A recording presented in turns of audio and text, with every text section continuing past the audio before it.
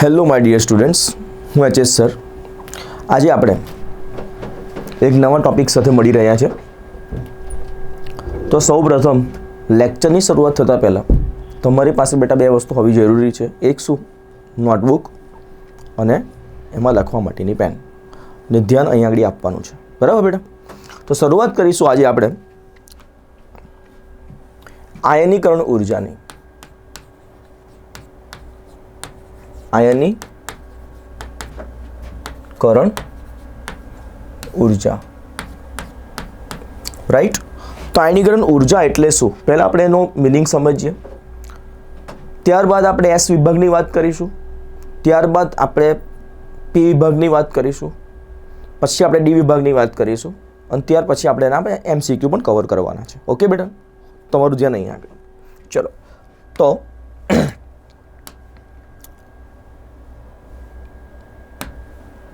આપણી પાસે છે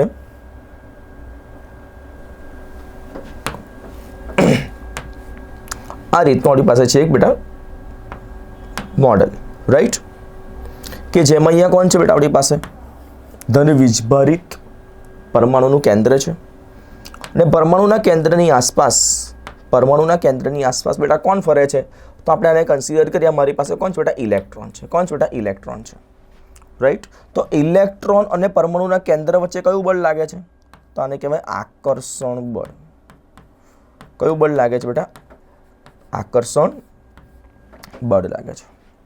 ક્લિયર છે આટલું? આ બધી વસ્તુ આપણને ખબર હોવી જરૂરી છે. ડન? ચલો, તો આયનીકરણ ઉર્જા શું છે બેટા? તો આયનીકરણ ઉર્જાની જ્યારે વાત કરીએ, બહુ જ ઇઝી કોન્સેપ્ટ છે. એકદમ સિમ્પલ વેમાં સમજીએ કે વાયુરૂપ તટસ્થ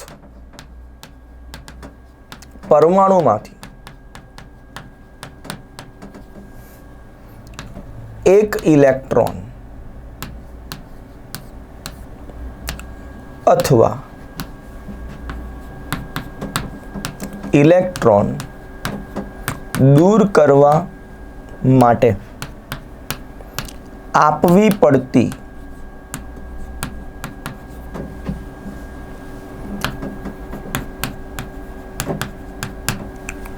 ઓછામાં ઓછી ઉર્જાના મૂલ્યને તે તત્વની આયનીકરણ ઉર્જા કહેવામાં આવે છે. આયનીકરણ ઉર્જા કહેવામાં આવે છે. ક્લિયર? તો બેટા આ કેમ સમજાવ્યું મેં તમને? મોડલ સમજાવવાનો મતલબ એ છે કે આપણે હવે શું કરવાનું છે? ઇલેક્ટ્રોનનું આકર્ષણ બળ ક્યાં છે? ન્યુક્લિયસ તરફ છે. હવે આપણે ઇલેક્ટ્રોનને શું કરવાનું છે? દૂર કરવાનું છે, રાઈટ? તો મારી પાસે કોઈ પણ બેટા મેટલ છે, રાઈટ? તો આ મેટલ જે છે, રાઈટ, એ પોતે શું કરે છે? એક ઇલેક્ટ્રોન ગુમાવશે. ડન? અને જ્યારે એક ઇલેક્ટ્રોન ગુમાવશે, મેટલ શેમાં રૂપાંતર થાય બેટા? વેરી ગુડ, M+ માં રૂપાંતર થશે. ત્યારે આપણે અહીંયા જે ઉર્જા આપીએ છીએ, આ ઉર્જાને શું કહીએ છીએ? તો તેની આયનીકરણ ઉર્જા તરીકે ઓળખીએ છીએ. શું ઓળખીએ છીએ બેટા? આયનીકરણ ઉર્જા તરીકે ઓળખીએ છીએ, બરાબર? પણ માઇન્ડ વેલ, ધ્યાન રાખવાનું કે અહીંયા જ્યારે આપણે ફિઝિકલ સ્ટેટની વાત કરીએ, ભૌતિક અવસ્થાની વાત કરીએ, તો ભૌતિક અવસ્થા હંમેશા કઈ હોવી જોઈએ બેટા? તો વાયુરૂપ તટસ્થ પરમાણુ હોવો જરૂરી છે. અણુની વાત નથી કરવાની. શેની વાત ચાલે છે બેટા? પરમાણુની વાત ચાલે છે, રાઈટ? તો ડેફિનેશન કઈ લખી? બરાબર ધ્યાનથી સમજજો કે વાયુરૂપ તટસ્થ પરમાણુમાંથી એક ઇલેક્ટ્રોન અથવા બાહ્યતમ કક્ષામાંથી એક ઇલેક્ટ્રોન દૂર કરવા માટે આપવી પડતી ઓછામાં ઓછી ઉર્જાના મૂલ્યને તે તત્વની કઈ ઉર્જા તરીકે ઓળખવામાં આવે છે? આયનીકરણ ઉર્જા તરીકે ઓળખવામાં આવે છે, રાઈટ? પછી વાત લખીએ કે આયનીકરણ ઉર્જાનું મૂલ્ય હંમેશા કેવું હોય બેટા? તો ધ્યાન રાખવાનું કે આયનીકરણ ઉર્જા કે આઈ અથવા આપણે આયોનાઇઝેશન પોટેન્શિયલ પણ કહીએ છીએ, રાઈટ? આનું મૂલ્ય હંમેશા કેવું હોય બેટા? તો ધ્યાન રાખવાનું કે આયનીકરણ ઉર્જા જે છે હંમેશા કેવું મૂલ્ય દર્શાવે છે? ધન મૂલ્ય દર્શાવશે. કયું મૂલ્ય દર્શાવે છે? ધન મૂલ્ય દર્શાવે છે. આ વેલ્યુ હંમેશા પોઝિટિવ હોય, નેગેટિવ હોય નહીં. કેમ? કે ઇલેક્ટ્રોનનું આકર્ષણ બળ ન્યુક્લિયસ તરફ છે. અમારે ઇલેક્ટ્રોનને દૂર કરવો છે તો મારે શું કરવું પડે? એ બંને વચ્ચે જે બંધન છે, એ બંધન તો प्यार का बंधन है, बराबर, जन्मों का संगम है. ક્લિયર? તો એ જે વચ્ચે બેટા બોન્ડિંગ જે છે એ બોન્ડિંગને તોડવા માટે મારે શું કરવું પડે? ઉર્જા આપવી પડે. એટલા માટે હંમેશા મૂલ્ય કેવું હોય છે આયનીકરણ ઉર્જાનું? ધન હોય છે, રાઈટ? ત્યારબાદ વાત કરીએ, જો ઉર્જાનું મૂલ્ય ધન છે એનો બીજો મતલબ થયો શું બેટા? કે આયનીકરણ ઉર્જા જે છે, આયનીકરણ ઉર્જા, હું દર વખત બેટા આયનીકરણ ઉર્જા નહીં લખું, હું લખીશ આઈ લખીશ. શું લખીશ? આઈ જે છે, ક્લિયર? એ કઈ પ્રક્રિયા છે? તો ઉષ્મા શોષક પ્રક્રિયા છે. કઈ પ્રક્રિયા છે? ઉષ્મા શોષક પ્રક્રિયા છે. ક્લિયર? સમજણ પડી ગઈ? ચલો ત્યારબાદ વાત કરીએ, આ બધા ફેક્ટ છે આપણી પાસે, ફેક્ટ બેઝ યાદ રાખવાનું બેટા. ક્લિયર? એનું કારણ શું? જો ફેક્ટ બેઝ તમે યાદ રાખશો ને તો પ્રશ્ન સોલ્વ કરવાની ખૂબ જ મજા આવશે, રાઈટ? ચલો, આ પ્રક્રિયા કઈ છે? ઉષ્મા શોષક પ્રક્રિયા છે. ડન. ત્યાર પછી વાત કરીએ કે આયનીકરણ ઉર્જા, કઈ ઉર્જા બેટા? આયનીકરણ ઉર્જા એટલે કે આઈ જે છે તેની આપણે વાત કરી રહ્યા છે, બરાબર? તો આયનીકરણ ઉર્જા માટે પ્રથમ આયનીકરણ ઉર્જાને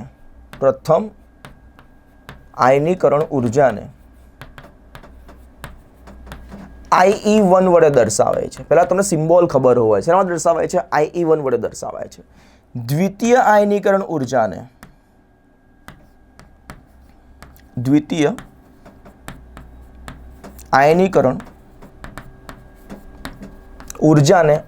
IE2 વડે દર્શાવાય છે.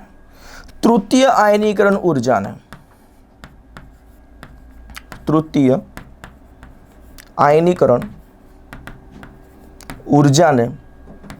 IE3 વડે દર્શાવાય છે, રાઈટ? તો આપણે આના વિશે વાત કરી લઈએ પહેલા, કે પહેલા આપણે એક ઇલેક્ટ્રોન દૂર કરવો છે, રાઈટ? તો આપણે એક્ઝામ્પલ લઈએ છીએ, મારી પાસે છે બેટા M, કોઈ પણ મેટલ છે, એમાંથી તમે એક ઇલેક્ટ્રોન દૂર કરો તે M+ માં કન્વર્ટ થાય, રાઈટ? અને એક ઇલેક્ટ્રોન દૂર થાય.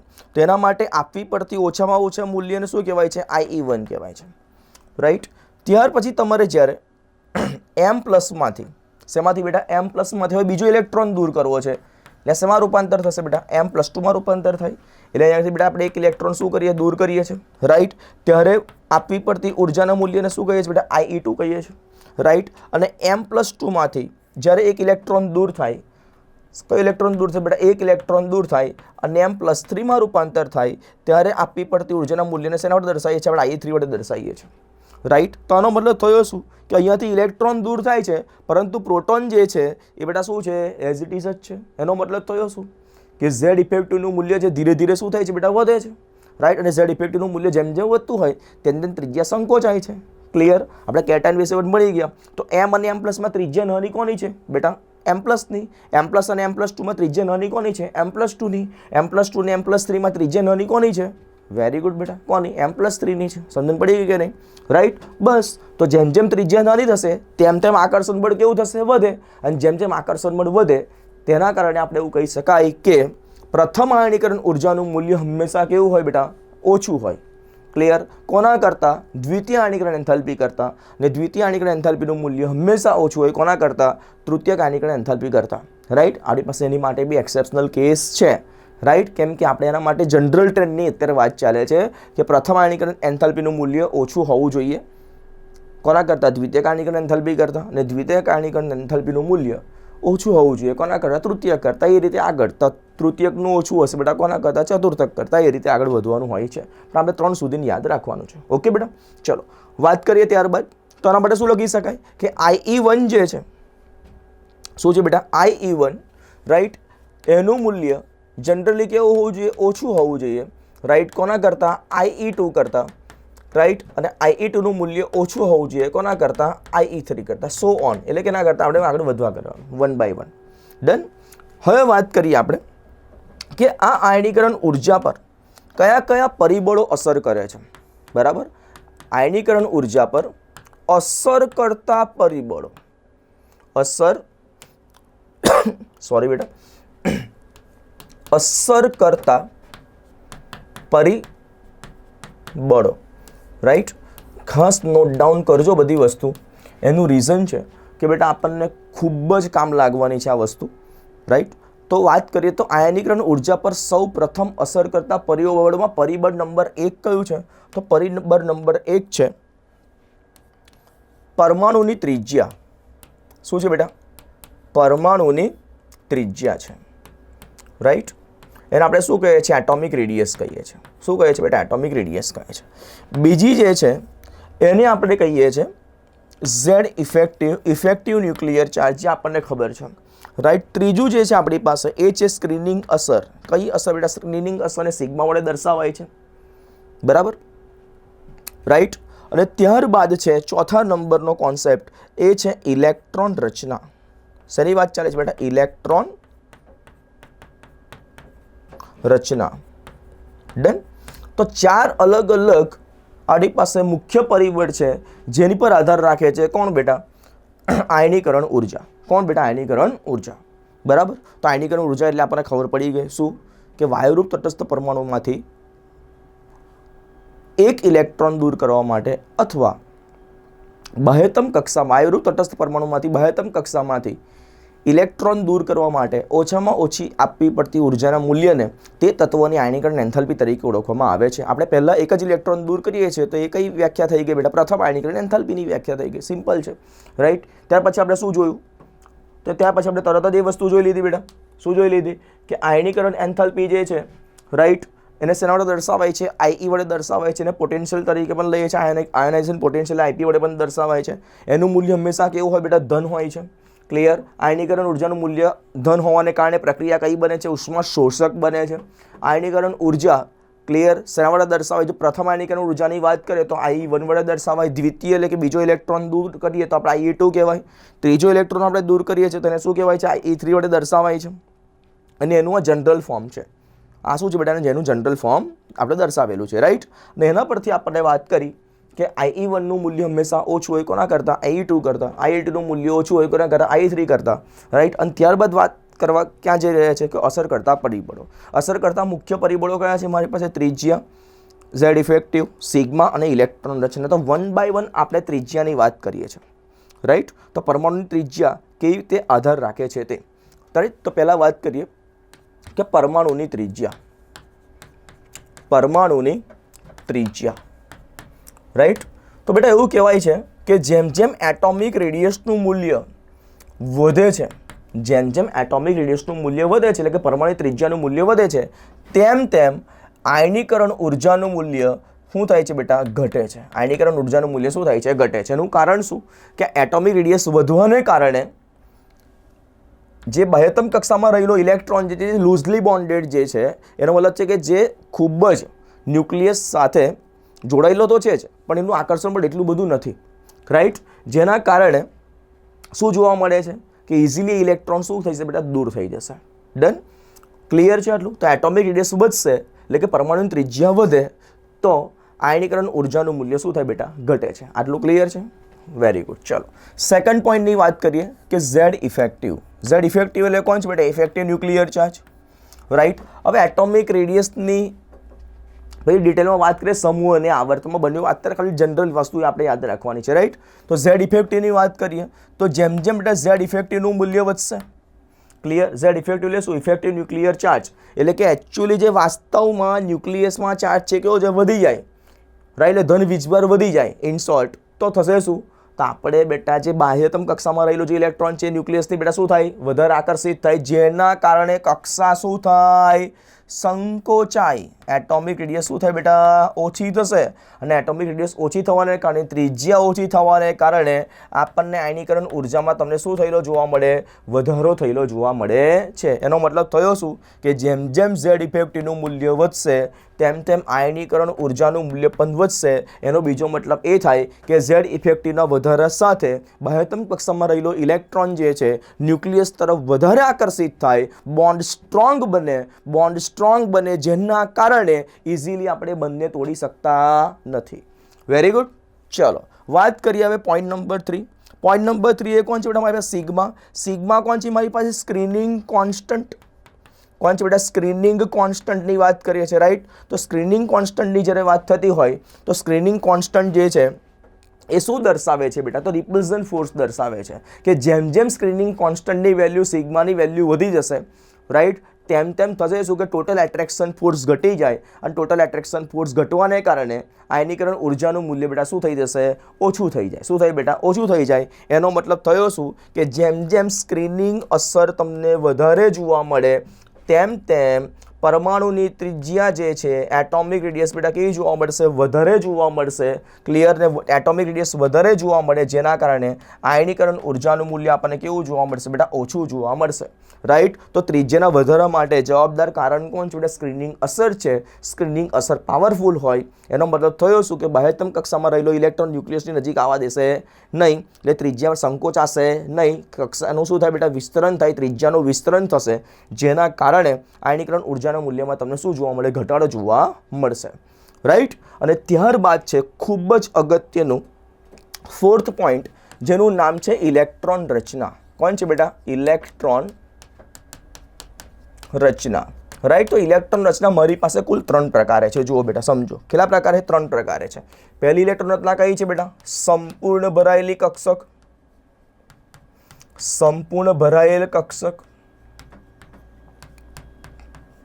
રાઈટ. પછી બીજી કઈ છે બેટા? અર્ધપૂર્ણ ભરાયેલ કક્ષક. અર્ધપૂર્ણ ભરાયેલ કક્ષક. અને ત્યારબાદ છે અપૂર્ણ ભરાયેલ કક્ષક. અપૂર્ણ ભરાયેલ કક્ષક, રાઈટ.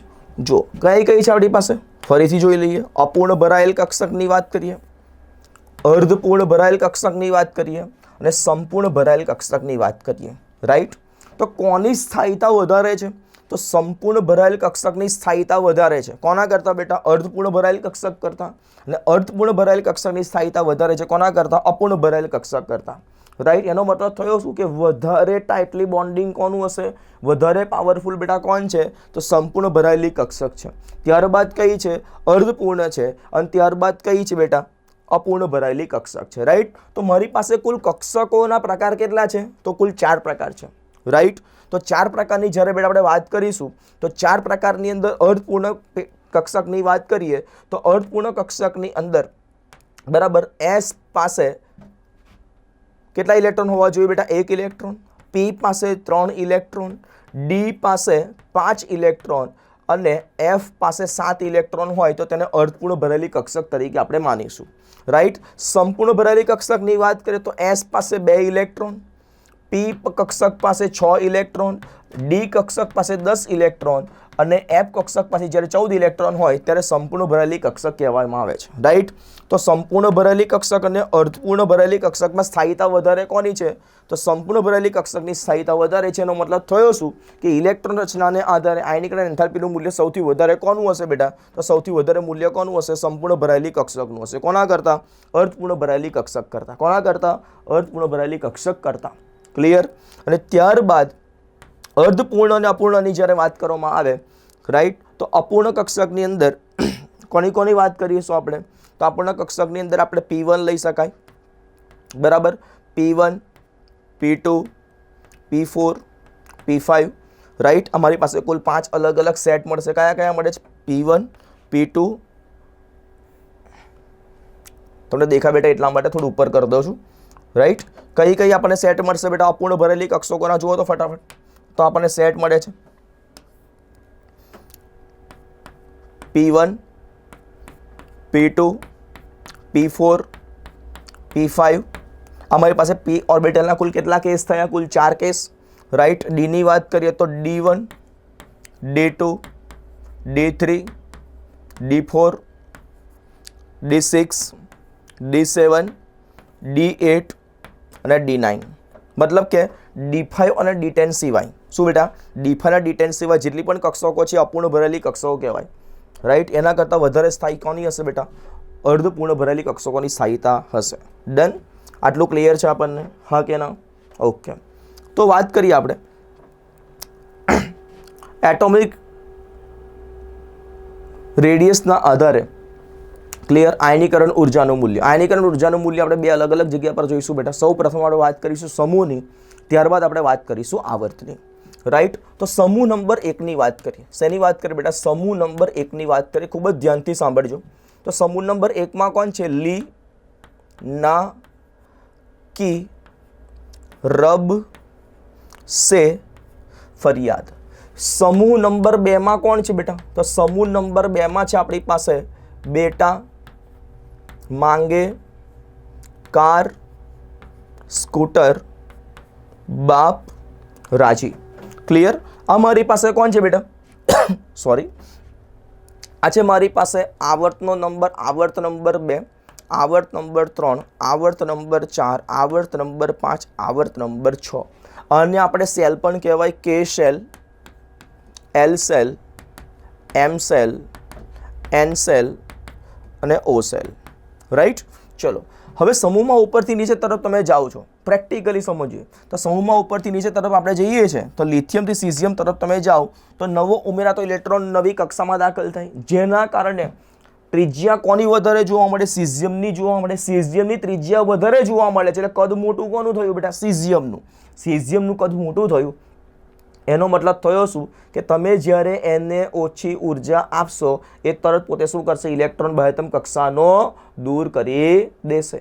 રાઈટ. તો સમૂહ નંબર 1 અને સમૂહ નંબર 2 માટે ખાસ યાદ રાખવાનું કોઈ એક્સેપ્શનલ કેસ નથી. શેમાં? આયનીકરણ ઉર્જામાં. શેમાં બેટા? આયનીકરણ ઉર્જામાં. ક્લિયર? તો પ્રથમ આયનીકરણ ઉર્જાની જ્યારે જો સાંભળો, હવે બીજી ઇમ્પોર્ટન્ટ માહિતી તમને આપી દઉં. તમને ખાલી જ્યારે પ્રશ્નમાં એવું આપેલું હોય કે આયનીકરણ ઉર્જા, તો સમજવાનું શું? પ્રથમ આયનીકરણ ઉર્જાની વાત ચાલે છે અને દ્વિતીયક અને તૃતીયકની વાત થઈ હશે તો ત્યાં કમ્પ્લીટ મેન્શન થયું હશે. અત્યારે આપણે ખાલી આયનીકરણ ઉર્જાની વાત કરીએ છીએ. એનો મતલબ સમજવાનું શું? આપણે માત્ર ને માત્ર બાહ્યતમ કક્ષામાંથી એક જ ઇલેક્ટ્રોન દૂર કરવાનો છે. રાઈટ. તો આમાંથી આપણે એક ઇલેક્ટ્રોન દૂર કરવો હોય તો સરળતાથી ઇલેક્ટ્રોન શેમાંથી દૂર થાય બેટા? સીઝિયમમાંથી દૂર થશે. કોના કરતાં? રૂબિડિયમ કરતાં. તો રૂબિડિયમની પ્રથમ આયનીકરણ ઉર્જાનું મૂલ્ય સીઝિયમ કરતાં કેવું હોય બેટા? વધારે હોય. સિમિલરલી પોટેશિયમ અને રૂબિડિયમમાં પોટેશિયમનું હોય, સોડિયમ અને પોટેશિયમમાં સોડિયમનું હોય ને લિથિયમ અને સોડિયમમાં કોનું હશે બેટા? લિથિયમનું હશે. રાઈટ. તો આપણી પાસે આ સમૂહનો ટ્રેન્ડ મળી ગયો કે સમૂહ નંબર 1માં ઉપરથી નીચે તરફ તમે જાઓ તો એટોમિક રેડિયસના વધારાને કારણે, શેના કારણે? એટોમિક રેડિયસના વધારાને કારણે ક્લિયર આપણને શું જોવા મળે છે? આયનીકરણ ઉર્જામાં શું જોવા મળે છે? ઘટાડો જોવા મળે છે. ક્લિયર? તો આ પહેલો ટ્રેન્ડ થઈ ગયો સમૂહ નંબર 1નો. હવે વાત કરીએ સમૂહ નંબર 2ની. શેની વાત કરીએ બેટા? સમૂહ નંબર 2ની. રાઈટ. તો સમૂહ નંબર 2માં ઉપરથી નીચે તરફ તમે જાઓ છો તો શું થાય? નવો ઉમેરાતો ઇલેક્ટ્રોન નવી કક્ષામાં દાખલ થાય છે. રાઈટ. અને નવો ઉમેરાતો ઇલેક્ટ્રોન નવી કક્ષામાં દાખલ થવાને કારણે એટોમિક રેડિયસમાં પણ ગ્રેજ્યુઅલી વધારો થવા જોવા મળે છે. તો અહીંયા પણ એટોમિક રેડિયસ એટલે પરમાણુ ત્રિજ્યામાં વધારો થાય, જેના કારણે બાહ્યતમ કક્ષામાં રહેલો ઇલેક્ટ્રોન ન્યુક્લિયસ તરફ તેનું આકર્ષણ કેવું હશે? ઓછામાં ઓછું આકર્ષણ હોય. એટલા માટે તમે જ્યારે ઇલેક્ટ્રોન દૂર કરો એ સરળતાથી બેટા શું થઈ જાય? દૂર થઈ જાય. તો સૌથી ઇઝીલી ઇલેક્ટ્રોન શેમાંથી દૂર થાય બેટા? બેરિયમમાંથી. ત્યારબાદ સ્ટ્રોન્સિયમ, પછી કેલ્શિયમ, પછી મેગ્નેશિયમ અને પછી કોણ છે બેટા? બેરિયમ. રાઈટ. Sorry, beryllium. કોણ છે બેટા? બેરેલિયમ. રાઈટ. તો આપણી પાસે સમૂહ નંબર 2માં પણ કોઈ એક્સેપ્શનલ કેસ આપણને જોવા મળતા નથી. ડન. તો સમૂહ નંબર 2નો ટ્રેન્ડ આપણને ખબર પડી ગઈ બેટા? હા કે ના? કે ઉપરથી નીચે તરફ તમે જાઓ તો આયનીકરણ એન્થાલ્પીનું મૂલ્ય શું થાય છે બેટા? ઘટે છે. શું થાય છે બેટા? ઘટે છે. તો આ કયો ટ્રેન્ડ થઈ ગયો આપણી પાસે? તો અમારી પાસે ઉતરતો કહેવાય. કયો કહેવાય? ઉતરતો. રાઈટ. અને ચડતો પૂછે તો શું કરી દેવાનું? અને ઉપર લઈ લેવાના, પેલા નીચે લઈ લેવાના. આપણે શું કરી દઈએ? સાઇન જે છે ગ્રેટર દેનની જગ્યા પર લેસ દેન લખી દઈશું. ડન. તો સમૂહ નંબર 1 અને સમૂહ નંબર 2માં કોઈ પ્રકારના એક્સેપ્શનલ કેસ નથી. હવે વાત કરીએ આપણે પી વિભાગની વાત કરીએ. શેની વાત કરીએ બેટા? પી વિભાગની વાત કરીએ. પી વિભાગમાં આપણી પાસે કુલ 3 એક્સેપ્શનલ કેસ છે. કેટલા એક્સેપ્શનલ કેસ છે બેટા? કુલ 3 એક્સેપ્શનલ કેસ છે. રાઈટ. ચલો, સોરી બેટા. તો વાત કરીએ આપણે પી વિભાગની. ડન. તો પી વિભાગની જ્યારે વાત કરવામાં આવે છે તો મારી પાસે કોણ છે બેટા? તો મારી પાસે છે સમૂહ નંબર 13 થી સમૂહ નંબર 18. કોણ છે બેટા? સમૂહ નંબર 13 થી સમૂહ નંબર 18 છે. બરાબર, ધ્યાન અહીં આગળ આપજો. ક્લિયર? સમૂહ નંબર 13 થી સમૂહ નંબર 18 છે. તો સમૂહ નંબર 13, આ સમૂહ નંબર બેટા 14, સમૂહ નંબર 15, સમૂહ નંબર 16, સમૂહ નંબર 17 અને સમૂહ નંબર બેટા કોણ છે? 18 છે. સમૂહ નંબર કોણ છે? 18. રાઈટ. ચલો, આપણે પેલા તત્વો લખી નાખીએ. તો સમૂહ નંબર 13ના તત્વો કયા છે? તો સમૂહ નંબર 13ના તત્વો છે આપણી પાસે બેંગન, આલુ, ગાજર, ઈન, થેલા. રાઈટ. સમૂહ નંબર 14માં કોણ છે? કા સે ગયે શંકર પ્રભુ. રાઈટ. હવે આપણને ક્યાં ટ્રેન્ડ અલગ જોવા મળે છે, તો ટ્રેન્ડને અલગ કરવા માટે એને વ્હાઇટ સિમ્બોલથી લખું છું. શેનાથી લખું બેટા? વ્હાઇટથી લખું છું. રાઈટ. તો આપણને ટ્રેન્ડ ક્યાં જોવા મળશે? તો એલ્યુમિનિયમ અને ગેલિયમમાં એક ટ્રેન્ડ અલગ જોવા મળશે. રાઈટ. અને ત્યારબાદ બીજો ટ્રેન્ડ જે છે એ આપણને ક્યાં જોવા મળશે? તો બીજો ટ્રેન્ડ આપણને જોવા મળશે ઇન્ડિયમ અને થેલિયમમાં. શેમાં જોવા મળશે બેટા? ઇન્ડિયમ અને થેલિયમમાં. રાઈટ. કશું જ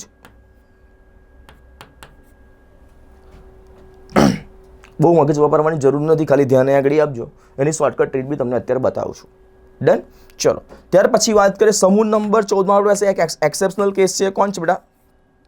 એસએન અને પીબી. કોણ છે? શંકર પ્રભુ છે. કોણ છે બેટા? શંકર પ્રભુ છે. રાઈટ. આપણી પાસે જે વ્હાઇટ જે દર્શાયા છે એ પાસે આયનીકરણ ઉર્જાના એક્સેપ્શનલ કેસ છે. ડન. ચલો, ત્યારબાદ જેટલા પણ છે એમાં કોઈ એક્સેપ્શનલ નથી, તો અહીં આગળ કોણ આવશે? નાના પાટેકર, ઐશ્વર્યા, સબ, બિંદાસ. ચલો પછી ઓલ્ડ, સ્ટાઇલ, સે, ટીપો. ત્યાર પછી વાત કરીએ ફિર, કલ, બહાર, આઈ, આંટી. અને ત્યાર પછી કોણ છે? હિના, નીના और કરી નાખી ઝેરોક્સ કોપી રાની મુખર્જી. કોણ છે બેટા? હિના, નીના और करीना की ઝેરોક્સ કોપી રાની મુખર્જી. ચલો બેટા, તો આપણે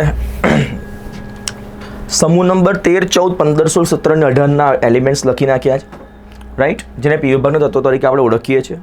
હવે આપણે કઈ કઈ જગ્યા પર તેના એક્સેપ્શનલ કેસ જોવા મળે છે, આયનીકરણ ઉર્જાના મૂલ્ય બદલાય છે, તેના માટે મેં વ્હાઇટ કલરથી ઓલરેડી રિપ્રેઝન્ટ કર્યા છે. તો સમૂહ નંબર 13માં બે જગ્યા પર બદલાશે. ક્યાં બેટા? એલ્યુમિનિયમ અને ગેલિયમ, ઇન્ડિયમ અને થેલિયમ. ક્યાં ક્યાં બદલાશે બેટા? ફરીથી કહું છું, ક્યાં બદલાશે? એલ્યુમિનિયમ અને ગેલિયમ, ઇન્ડિયમ અને થેલિયમ. રાઈટ. તો ચલો આપણે એને હું એક બોક્સ બનાવી દઉં છું. રાઈટ. ક્યાં બદલાશે? એલ્યુમિનિયમ અને ગેલિયમ. બીજું ક્યાં બદલાશે? ઇન્ડિયમ અને થેલિયમ. ડન. ત્યારબાદ સમૂહ નંબર 14માં બદલાશે ખાલી એસએન અને પીબીમાં. બાકી દરેક જગ્યા પર ટ્રેન્ડ તમને કેવો જોવા મળશે? જે રેગ્યુલર ટ્રેન્ડ છે તે જ જોવા મળશે. ડન. તો સમૂહમાં જ્યારે આપણે ઉપરથી બેટા નીચે તરફ આવીએ છીએ તો મુખ્ય ક્વોન્ટમ આંક એનનું મૂલ્ય વધવાને કારણે એટોમિક રેડિયસનું મૂલ્ય પણ વધે છે. આથી આયનીકરણ ઉર્જાના મૂલ્યમાં તમને શું જોવા મળે? ઘટાડો જોવા મળે. ક્લિયર? તો બોરોન અને એલ્યુમિનિયમમાં કોની આયનીકરણ ઉર્જાનું મૂલ્ય વધારે હશે બેટા? બોરોનનું હશે. રાઈટ. પરંતુ એલ્યુમિનિયમ અને ગેલિયમમાં આ ટ્રેન્ડ રિવર્સ થશે, જેના કારણે એલ્યુમિનિયમ અને ગેલિયમની જ્યારે વાત કરીએ છીએ ત્યારે આપણને ગેલિયમની આયનીકરણ ઉર્જાનું મૂલ્ય એ એલ્યુમિનિયમ કરતાં વધારે જોવા મળશે. કારણ કે એનું રીઝન શું કે બેટા આની આગળ કઈ કક્ષકો ભરાયેલી છે? રાઈટ કરો. Very good. 3D કક્ષક. ને 3Dમાં કેટલા ઇલેક્ટ્રોન છે? 10 ઇલેક્ટ્રોન છે. અને 3Dના 10 ઇલેક્ટ્રોનને કારણે પુઅર શિલ્ડિંગ અસરના કારણે કક્ષક બેટા શું થાય? સંકોચાય. જેના કારણે ત્રિજ્યાનું અંતર જે છે ઓછું કોનું વધારે હશે બેટા? ગેલિયમનું ઓછું હશે. કોના કરતાં? એલ્યુમિનિયમ કરતાં. જેના કારણે થશે શું કે એલ્યુમિનિયમ અને ગેલિયમમાં કોની આયનીકરણ ઉર્જાનું મૂલ્ય વધારે બને છે? ગેલિયમનું બને છે. સિમિલરલી ઇન્ડિયમ અને થેલિયમમાં આપણી પાસે બેટા કોણ છે? તો અહીંયા થેલિયમમાં છે 4f ઓર્બિટલ્સ. ને 4f ઓર્બિટલ્સ એટલે શું? તો 4f પાસે 14 ઇલેક્ટ્રોન છે. આને આપણે કહીએ છીએ લેન્થેનોઇડ્સ. શું કહીએ છીએ બેટા? લેન્થેનોઇડ્સ. રાઈટ. એટલે લેન્થેનોઇડ સંકોચનના કારણે, શેના કારણે બેટા? લેન્થેનોઇડ સંકોચનના કારણે ઇન્ડિયમ અને થેલિયમમાં કોની આયનીકરણ ઉર્જાનું મૂલ્ય વધારે છે? તો થેલિયમનું વધારે છે. રાઈટ. એનો બીજો મતલબ એ થાય બેટા, એનો બીજો મતલબ એ થશે કે ગેલિયમ અને ઇન્ડિયમની જ્યારે વાત કરીએ છીએ તો રેગ્યુલરિટી પ્રમાણે ગેલિયમનું બેટા વધારે હશે. કોના કરતાં? ઇન્ડિયમ કરતાં. કોના કરતાં બેટા? ઇન્ડિયમ કરતાં. રાઈટ. ત્યાર પછી વાત કરીએ સમૂહ નંબર 14માં એક્સેપ્શનલ કેસ બેટા કયો છે? એક જ છે. Very good. કયો છે આપણી પાસે? એસએન અને પીબીમાં. રાઈટ. એસએન અને પીબીમાં ઇનર્ટ પેર ઇફેક્ટ કે બાહ્યતમ કક્ષામાં રહેલા ઇલેક્ટ્રોન જે છે, રાઈટ, એમાં કુલ કેટલા ઇલેક્ટ્રોન છે બેટા? 4. 4માંથી 2 જ ઇલેક્ટ્રોન બેટા શું કરશે? એ ભાગ લેશે. ડન. એ પ્રમાણે પણ આપણે કોન્સેપ્ટ લઈ શકાય. અને એનું કારણ પણ કયું છે? લેન્થેનોઇડ સંકોચન જ છે. લેન્થેનોઇડ સંકોચન ક્યાં સુધી લાગુ પડશે? પીબી સુધી લાગુ પડશે. ત્યાર પછી લાગુ પડતું નથી. તો ત્રિજ્યા કોની નાની થશે બેટા? તો પીબીની ત્રિજ્યા જે છે એ બેટા કેવી જોવા મળશે આપણને?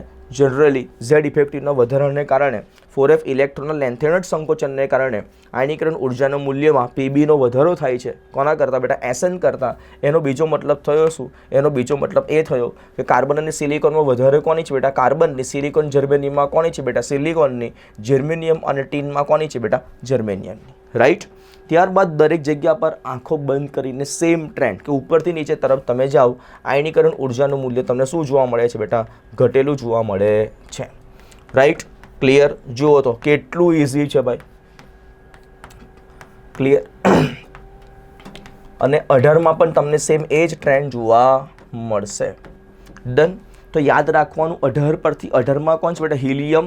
આવર્ત કોષ્ટકમાં સૌથી વધારે આવર્ત કોષ્ટકમાં સૌથી વધારે આયનીકરણ એન્થાલ્પી કોની હોય છે? તો ધ્યાન રાખવાનું કોની હોય છે બેટા? હિલિયમની હોય છે. કોની હોય છે બેટા? હિલિયમની હોય છે. રાઈટ. અને સૌથી ઓછી કોની હશે? તો સૌથી ઓછી હશે બેટા સીઝિયમની. કોની હશે બેટા? સૌથી ઓછી હશે સીઝિયમની. ડન. તો ચલો 13, 14, 15, 16, 17માં 13 અને 14માં ખાલી મારી પાસે એક્સેપ્શનલ કેસ છે આયનીકરણ ઉર્જામાં. 13માં 2 છે. કઈ કઈ જગ્યા પર? એલ્યુમિનિયમ અને ગેલિયમ, ઇન્ડિયમ અને થેલિયમ. 14માં ક્યાં છે બેટા? એસએન અને પીબી, ટીન અને લીડમાં. રાઈટ. તો સમૂહ નંબર 13ને યાદ રાખવા માટે બેટા શું કરવાનું? જુઓ, એક તમને ટ્રીક આપી દો અને આ ટ્રીકનો ઉપયોગ કરશો તો તમને યાદ રહી જશે. આપણે આ પ્રમાણે ડબલ્યુ પાડવાનું. શું પાડવાનું? ડબલ્યુ. જુઓ તો આ રીતે ડબલ્યુ પાડવાનો છે. આમ. ડન. આ પ્રમાણે શું આપણે ડબલ્યુ પાડો. ડન છે. ચલો હવે વાત કરીએ તો સૌ પ્રથમ ઉપર કોણ હશે બેટા? તો આગળ બોરોન, બેંગન, આલુ, ગાજર, ઇન. આ સ્લાઇડ લાઈન આપણે ઉપર કરી દઈએ. રાઈટ. શું બનશે બેટા? થેલા. ડન. તો ચલો સૌથી પહેલા કોણ આવશે મારી પાસે? બોરોન. પછી કોણ આવશે મારી પાસે? થેલિયમ. પછી કોણ આવશે બેટા? ગેલિયમ. પછી કોણ આવશે? એલ્યુમિનિયમ. અને પછી કોણ આવશે બેટા? મારી પાસે ઇન્ડિયમ. રાઈટ. તો તમે આ રીતે પણ શું યાદ રાખી શકો છો? આયનીકરણ ઉર્જાનું મૂલ્ય યાદ રાખી શકો છો. રાઈટ. આ ભૂલી જવાય નહીં. આ શેના માટે છે? સમૂહ નંબર 13 માટે આયનીકરણ ઉર્જાના મૂલ્ય યાદ રાખવાની રીત છે. ડન. કયા પ્રમાણે? ડબલ્યુના આધારે. શેના આધારે બેટા? ડબલ્યુના આધારે. ડન છે. ચલો ત્યાર પછી વાત કરીએ આપણે કે ડી વિભાગના તત્વો. શેની વાત કરીએ? ડી વિભાગના તત્વો. તો ડી વિભાગના તત્વોમાં કયા કયા તત્વો રહેલા છે? ક્લિયર? તો જુઓ, ડી વિભાગના તત્વોની વાત કરીએ તો ડી વિભાગના તત્વોની વાત કરીએ. રાઈટ. તો પહેલા કોણ છે? સ્કૂટર યા લાદો એક્ટિવા. રાઈટ. ત્યાર પછી કોણ છે? તો ટી जरा हफ, वो नवाब था, CMWC गाड़ी,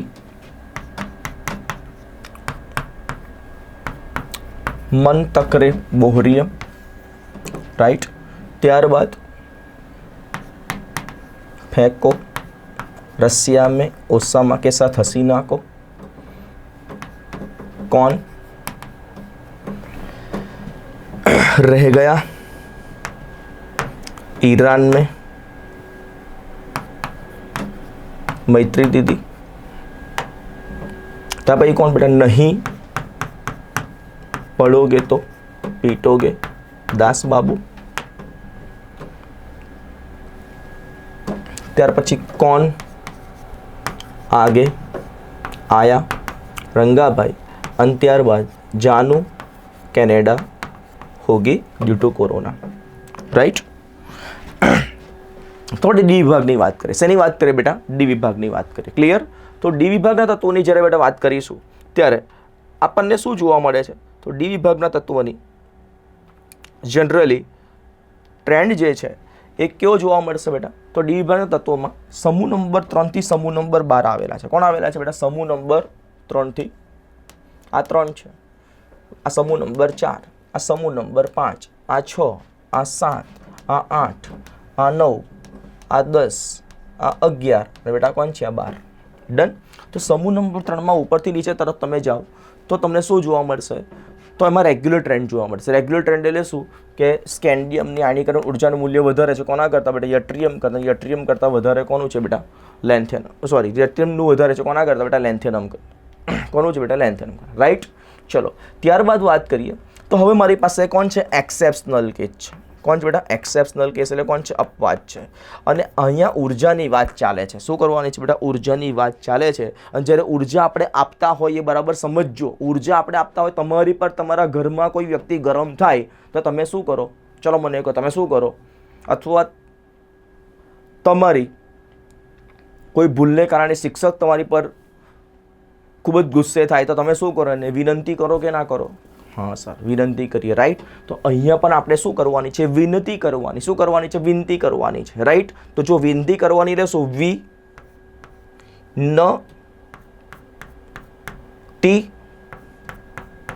કરો. શું બેટા? વિનંતી કરો.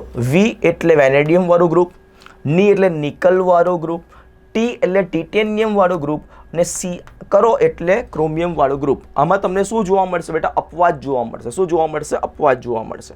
રાઈટ. ક્લિયર છે? હા. તો વાત કરીએ આપણે તો અપવાદ કઈ રીતે જોવા મળે છે? તો જ્યારે વિનંતી કરોની વાત કરીએ, શેની વાત કરીએ બેટા? વિનંતી કરોની વાત કરીએ. ક્લિયર? એ પહેલાં એક સિમ્પલ વાત છે. જનરલ ટ્રેન્ડ કયો છે આપણે એની ડિસ્કશન કરી લઈએ છીએ.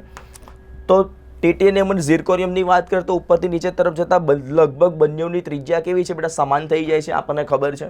રાઈટ. તો ત્રિજ્યાનો સીધો સંબંધ કોની સાથે છે? આયનીકરણ ઉર્જા સાથે છે. તો વિનંતી કરોને છોડી દઈએ તો ટિટેનિયમ, વેનેડિયમ, ક્રોમિયમ અને બેટા કોણ છે? નિકલ. એને આપણે છોડી દઈએ. રાઈટ. તો Mn અને Tcમાં વધારે આયનીકરણ ઉર્જા કોની હશે બેટા? Mnની. Fe અને રૂથેનિયમમાં કોની હશે બેટા? આયરનની. રાઈટ. કોબાલ્ટ અને રોડિયમમાં કોની હશે બેટા? કોબાલ્ટની. નિકલને આપણે જવા દઈએ છીએ. ડન. ચલો કોપર અને એજીમાં કોની હશે બેટા? કોપરની. ઝેડન અને સીડીમાં કોની હશે બેટા? ઝેડનની. ડન. ચલો ત્યારબાદ અહીંયા તમને જોવા મળે છે શું? ક્લિયર? તો અહીંયા આપણી પાસે 3D કક્ષક છે, અહીંયા 4D છે, અહીંયા કોણ છે? મારે 4f ઇલેક્ટ્રોન્સ પણ છે. કઈ અવેલેબિલિટી હશે બેટા? 4f ઇલેક્ટ્રોન્સ એટલે લેન્થેનોઇડ્સ અવેલેબલ છે. અને લેન્થેનોઇડ્સ અવેલેબલ હોવાને કારણે આપણને શું જોવા મળે છે રેગ્યુલર ટ્રેન્ડમાં કે ટેકનિશિયમ અને રેનિયમની જ્યારે વાત થશે તો વધારે કોની હશે બેટા? રેનિયમની. રૂથેનિયમ અને ઓસ્મિયમમાં વધારે કોની હશે બેટા? ઓસ્મિયમની. બરાબર. રોડિયમ અને ઇરિડિયમમાં વધારે કોની હશે બેટા? ઇરિડિયમની. બરાબર. એજી ને એમાં વધારે કોની હશે? એયુની. ઝેડએન અને સીડી અને એચજીમાં વધારે કોની હશે બેટા? એચજીની. રાઈટ. આ મારી પાસે રેગ્યુલર ટ્રેન્ડ છે. ડન. હવે આપણે કરીએ અપવાદ. કોણ છે? તો અપવાદમાં છે મારી પાસે વિનંતી કરો. કોણ છે બેટા? વિનંતી કરો. બરાબર, ધ્યાનથી સાંભળજો. તો વિનંતી કરો આપણે શું ધ્યાન રાખવાનું છે કે જેમ જેમ આપણે ઉપરથી નીચે તરફ જઈશું, શું કરીએ છીએ બેટા? ઉપરથી નીચે તરફ તમે જઈશું તેમ તેમ આયનીકરણ ઉર્જાના મૂલ્યમાં તમને વધારો જોવા મળશે. શું જોવા મળશે બેટા? વધારો જોવા મળશે. રાઈટ. તો વધારાનો મતલબ થયો શું કે ટિટેનિયમની આયનીકરણ ઉર્જાનું મૂલ્ય ઓછું છે કોના કરતાં? ઝિર્કોનિયમ કરતાં. નું ઓછું છે કોના કરતાં? હફનિયમ કરતાં. સિમિલરલી આપણને બરાબર 5મા ગ્રુપમાં, સિમિલરલી આપણને 6ઠ્ઠા ગ્રુપમાં, સિમિલરલી આપણને 10મા ગ્રુપમાં પણ જોવા મળશે. રાઈટ. શેના કારણે જોવા મળે છે? તો આ આપણને જોવા મળે છે લેન્થેનોઇડ કોન્ટ્રેક્શનને કારણે. કોના કારણે જોવા મળે છે? લેન્થેનોઇડ કોન્ટ્રેક્શનના કારણે આ બધી વસ્તુ જોવા મળે છે. અને અહીંયા જે છે એ 3D ઇલેક્ટ્રોનના કારણે, 4D ઇલેક્ટ્રોનના કારણે જોવા મળશે. રાઈટ. તો આ બેઝિક ટ્રેન્ડ થયા કોના બેટા? તો ગ્રુપ વાઇઝની વાત કરી દીધી આપણે. શેની વાત કરી દીધી? Group wise. ગ્રુપ વાઇઝમાં કોણ છે બેટા? મારી પાસે સમૂહ નંબર 1, સમૂહ નંબર 2. રાઈટ. ત્યાં પછી સમૂહ નંબર 13 થી સમૂહ નંબર 18ની આપણે વાત કરી દીધી. રાઈટ. હવે આપણે વાત કરીએ જનરલી કોની? તો આવર્તની. શેની વાત કરીશું બેટા? આવર્તની વાત કરીએ. ચલો તો સમૂહની વાત પૂરી થઈ ગઈ. હવે વાત કરીશું આવર્ત.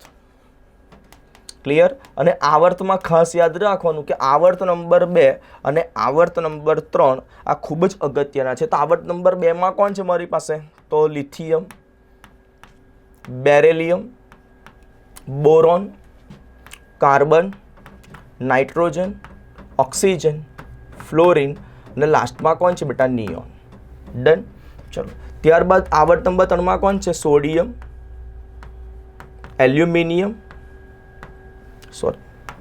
સોડિયમ, પછી બેટા magnesium, aluminium, silicon, phosphorus, sulphur chlorine અને બેટા કોણ છે? આર્ગન. ડન. હવે એક વસ્તુ આપણી પાસે ફિક્સ છે બેટા. શું ફિક્સ છે? કે સૌથી વધારે આયનીકરણ ઉર્જા કોની હશે? આવર્તમાં તો સૌથી વધારે હશે બેટા કોની? નિયોનની હશે. ક્લિયર? આવર્ત નંબર 2 અને આવર્ત નંબર 3માં કોની હશે બેટા? આર્ગનની હશે. આ વસ્તુ આપણી પાસે ફિક્સ છે પહેલેથી જ છે. રાઈટ? તો આમાં આપણે કોઈ ચેન્જીસ કરવાની જરૂર આવતી નથી કે નિયોન અને ફ્લોરિનની વાત કરીએ તો કોની વધારે હોય બેટા? નિયોનની હોય. ક્લોરિન અને આર્ગોનમાં કોની વધારે હોય? આર્ગોન. એનું કારણ શું? તો આની પાસે શું છે બેટા? સંપૂર્ણ ભરાયેલી કક્ષક છે. કઈ ભરાયેલી કક્ષક છે? સંપૂર્ણ ભરાયેલી કક્ષક છે. ક્લિયર? શું છે? સંપૂર્ણ ભરાયેલી કક્ષક છે. રાઈટ? પણ તમે જ્યારે આવર્તની વાત કરો છો તો આવર્તમાં આપણી પાસે બે અલગ અલગ શું જોવા મળે છે? એક્સેપ્શનલ કેસ જોવા મળે છે, અપવાદ જોવા મળે છે. રાઈટ? તો અપવાદ માટે શું યાદ રાખવાનું? કે એકને છોડીને એક શું મારો? ક્રોસ મારો. શું બરાબર બેટા? ક્રોસ મારો. બરાબર? ધ્યાનથી જુઓ. આ લિથિયમને છોડ્યો તો બેરિલિયમ અને બોરોન વચ્ચે શું મારો? ક્રોસ. તો બેરિલિયમ ક્યાં આવશે? અહીંયા. બોરોન ક્યાં આવશે બેટા? અહીંયા. રાઈટ? કાર્બનને છોડો, નાઇટ્રોજન અને ઓક્સિજનમાં શું મારો? ક્રોસ મારો. નાઇટ્રોજન અહીંયા આવશે, ઓક્સિજન અહીંયા આવશે. ડન. ક્લિયર છે? આ જ વસ્તુ પર શેમાં ટ્રેન્ડ કયામાં ફોલો થાય છે બેટા? આવર્ત નંબર 3માં પણ ફોલો થશે કે સોડિયમને છોડો, મેગ્નેશિયમ અને એલ્યુમિનિયમમાં શું મારો બેટા? એરો મારો. રાઈટ? સિલિકોનને છોડો, ફોસ્ફરસ અને સલ્ફરમાં પણ શું કરો બેટા? આ રીતે ક્રોસ મારો. રાઈટ? ડન. ચલો, તો આપણી પાસે ટ્રેન્ડ રેડી છે. આપણી પાસે આયનીકરણ ઉર્જાનો ટ્રેન્ડ રેડી છે. ક્લિયર? જનરલી ટ્રેન્ડ કેવો હોવો જોઈએ? આવર્તમાં ડાબી બાજુથી જમણી બાજુ તરફ તમે જાઓ, લેફ્ટ ટુ રાઈટ જાઓ તો તમને શું થાય? આયનીકરણ ઉર્જામાં તમને શું જોવા મળે? વધારો જોવા મળે. પણ એવું જોવા મળતું નથી. એનું કારણ શું છે? તો બેટા એનું કારણ એ છે કે બેરિલિયમ અને બોરોનની જ્યારે વાત કરવામાં આવે છે, શેની વાત કરવામાં આવે છે? બેરિલિયમ અને બોરોન. તો બેરિલિયમ પાસે કેટલા ઇલેક્ટ્રોન હોય બેટા? 2 ઇલેક્ટ્રોન હોય. એસમાં 2 ઇલેક્ટ્રોન છે. ક્લિયર? એસ કક્ષકમાં 2 ઇલેક્ટ્રોન છે. જ્યારે આ સમૂહ નંબર 13માં S2P1, P1માં ખાલી એક જ ઇલેક્ટ્રોન છે પી કક્ષકની અંદર. તો પી કક્ષક અપૂર્ણ ભરાયેલી છે, એસ કક્ષક સંપૂર્ણ ભરાયેલી છે, જેના કારણે આપણે રેગ્યુલર ટ્રેન્ડમાં શું જોવા મળે છે? અપવાદ જોવા મળે છે. પ્રથમ આયનીકરણ ઉર્જાનું મૂલ્ય કોનું ઓછું હશે બેટા? બોરોનનું ઓછું છે. કોના કરતા?